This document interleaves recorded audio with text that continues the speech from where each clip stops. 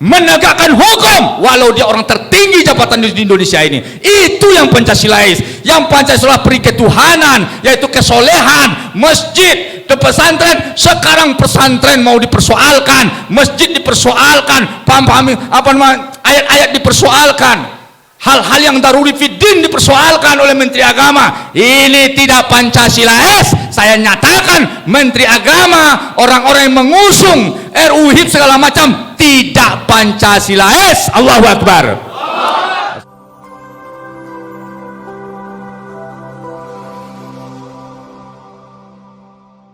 Bismillahirrahmanirrahim. Assalamualaikum warahmatullahi wabarakatuh.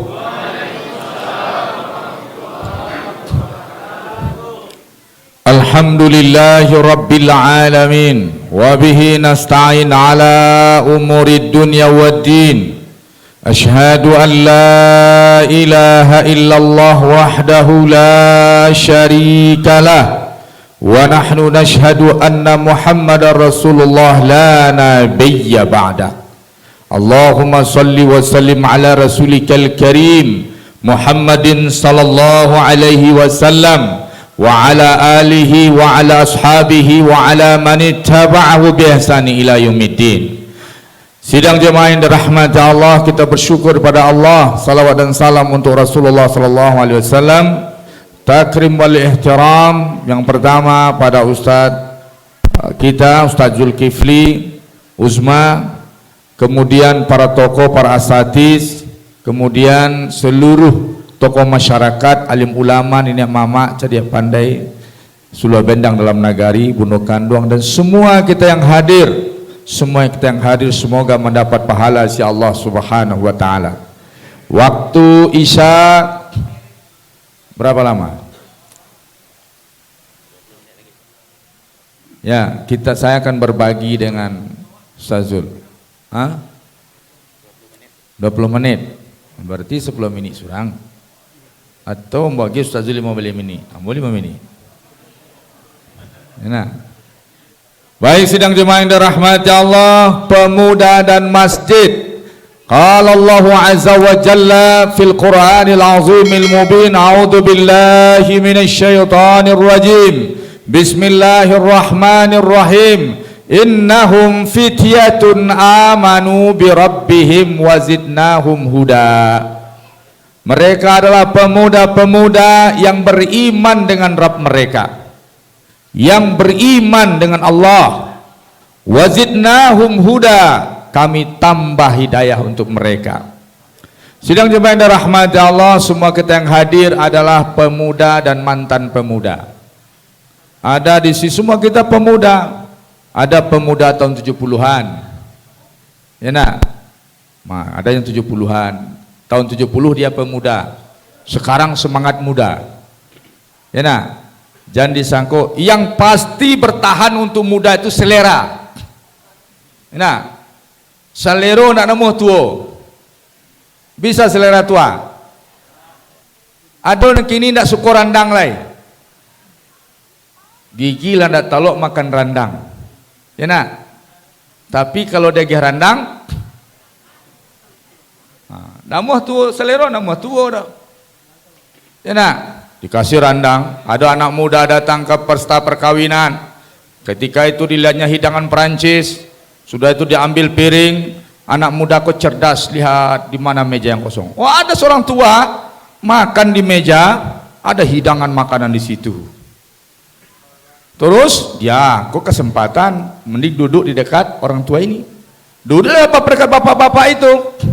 Artinya kalau nyoman tambuh sudah ada di situ makanan, gulai, rendang segala macam, kalio sudah ada, gulai daging sudah ada. Jadi gampang dia nambah, nggak segan nambah berdiri ke tempat sumber hidangan. Akhirnya duduk di situ. Terus habis orang tua ini selesai makan, ayo silakan nak makan nak. Dia selesai. Kenapa pak? Berhenti pak. Sudah kenyang. Lanjut. Jadi hidangan piring-piring depan ini, gulai segala macam sudah diwariskan oleh anak muda ini. Silakan nak ambil nak. Nampak ladinya gulai cancang kambiang kok.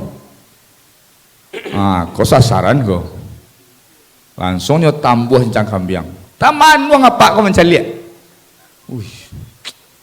Kenapa Pak? Iyo salut anggota karena kalau mudo kok sadonya lama dewa dan sadonya bisa tuntas. Gigi masih kuat. Apa Pak? Ambo nak taluk dan boleh. Tadi itu tuh kan alam berkunyah-kunyah tuh belataan balik.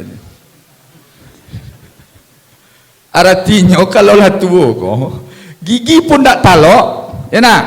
Tapi tetap dikunyah-kunyah juga. Sudah tuh masuk balik. Tanya ayo anak muda tadi.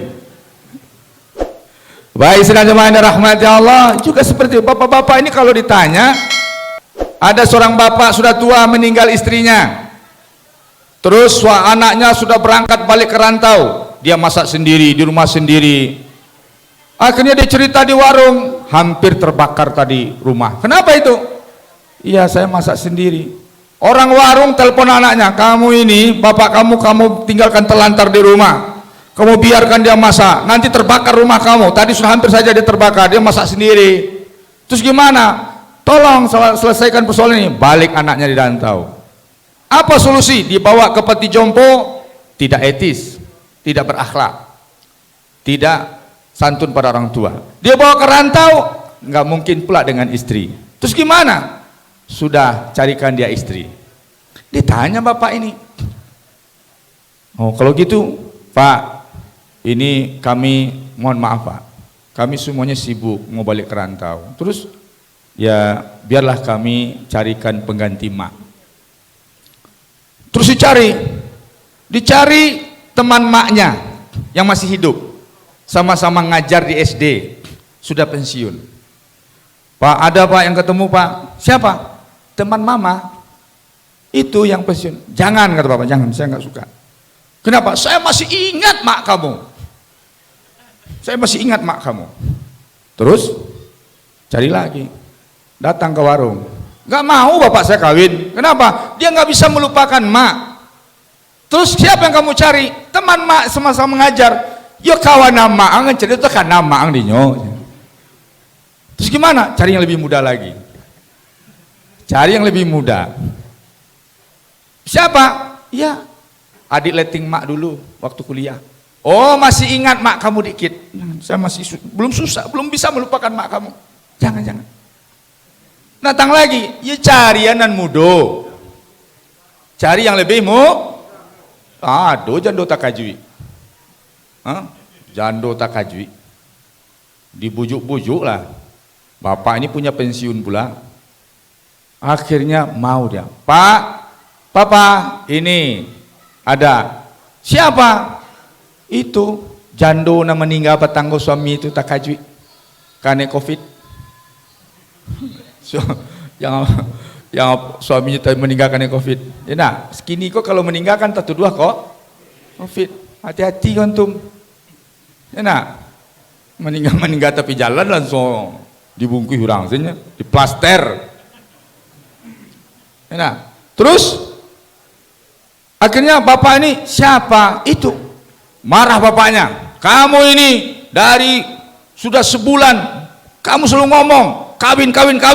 Malu saya di kawan sama dapat, malu saya di warung di kampung ini. Kamu kalau kamu desak terus yalah nggak apa-apa, lanjutlah.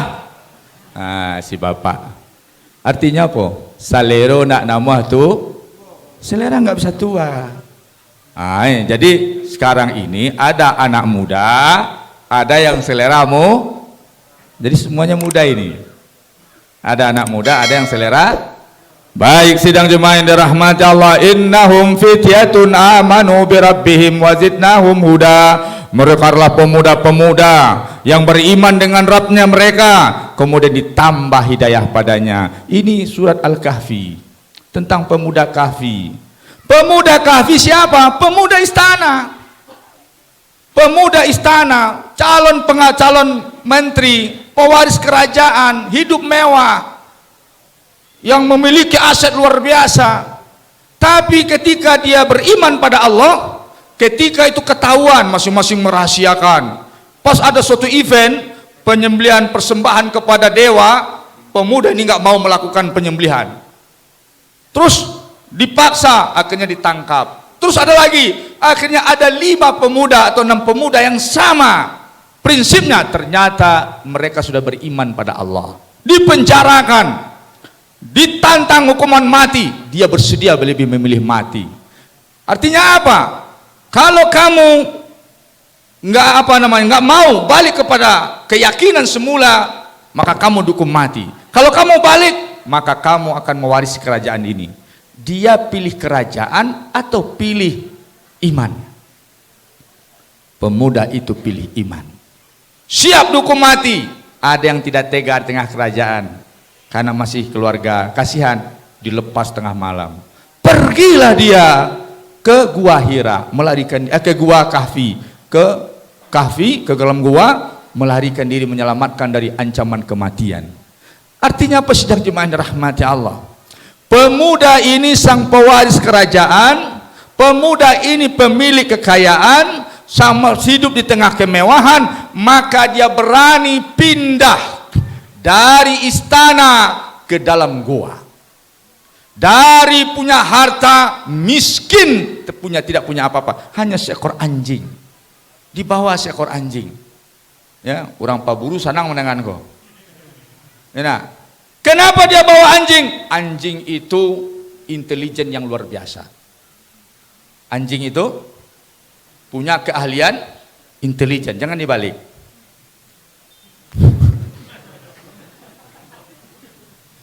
Anjing punya keahlian intelijen. Dia bisa mendeteksi binatang-binatang buas, musuh-musuh yang akan datang, langsung dia kasih aba-aba. Dia langsung menggonggong, dia langsung kasih aba-aba, dia langsung jaga tuannya. Itu dia. Maka dibawa anjing, kenapa? Karena dia akan menempuh perjalanan gelap di tengah hutan sampai ke goa. Maka ketika itu perlu seekor anjing. Maka hukum anjing yang terlatih itu boleh. Anjing yang terlatih, ya. Tapi anjing terlatih kita nggak butuh juga nggak boleh. Pagi-paginya suku. Nah, anjingnya ya terlatih. Ustaz, anjing terlatih, ahli berburu, iya. Tapi bapak butuh enggak? Batu. Penyakit anjingnya ada 2. Satu anjing gila, satu lagi gila anjing. Baik, sedang jemaah rahmat Allah, berarti anjing terlatih hukumnya boleh, tapi tetap pahalanya dikurangi, ya. Nah, sidang jemaah rahmat Allah, Ashabul Kahfi, dia tinggalkan, dia tebus imannya. Demi imannya, dengan hilangnya kekayaan, hilangnya jabatan, hilangnya 10 kesempatan, hilangnya potensi, dan kemudian dia miskin, tidak ada yang akan dimakan, ditidurkan Allah selama 300 tahun lebih. Ini Ashabul Kahfi, pemuda Ashabul Kahfi. Kalau sekarang Al-Kahfinya mana? Al-Kahfinya mana? Masjid. Ya nak, berani nggak kita meninggalkan warung kita beribadah di masjid? Berani apa tidak? Ingat, Ashabul Kahfi tumpukan emas, jabatan, kemewahan, sanjungan, kemudian kehidupan yang luar biasa. Dia tidak mau menggadaikan agamanya. Dia korbankan semua kehebatan itu demi menjadi ahlul iman, ahlul masjid. Maka hijrah ke masjid, berubah.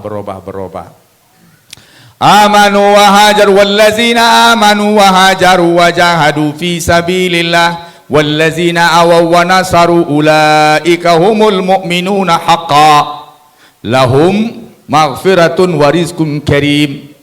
Sidang jemaah yang dirahmati Allah, proyek program tarbiyah pemuda yang hijrah ke masjid apa? Yang pertama, bina iman. Aman. Yang kedua, hajaru, hijrah.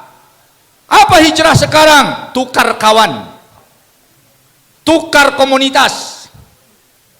Ya nak, dari komunitas tanda tawa kepada komunitas majelis ilmu, komunitas tanda tawa kepada komunitas saling menasehati. Tawasau bil haq wa tawasau bis sabr. Iman, bina iman. Maka masjid kita ini harus ada proyek bina iman. Proyek bina, program sang apa? Bina iman. Ustadz, apa kami ini Kami ini masa lalu kami gawat nih Ustaz. Belum gawat. Nah, antum tidak segawat Umar bin Khattab. Tidak segawat Ikrimah bin Abi Jahal.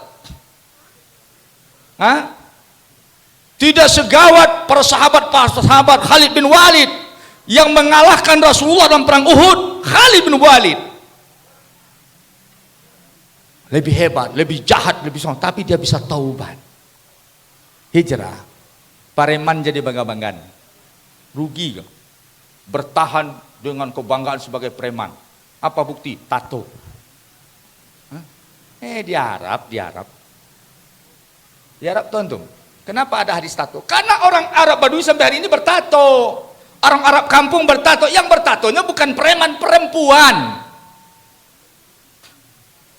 Tahu lah antum? Yang bertato di Arab tuh perempuan. Kalah preman awak dinyo. Antum tato di sini. Kalau sudah makan tuh becilin tato kurang. Supaya perei. Lah. Antum tahu Arab? Wanita Arab itu ditato wajahnya lurus.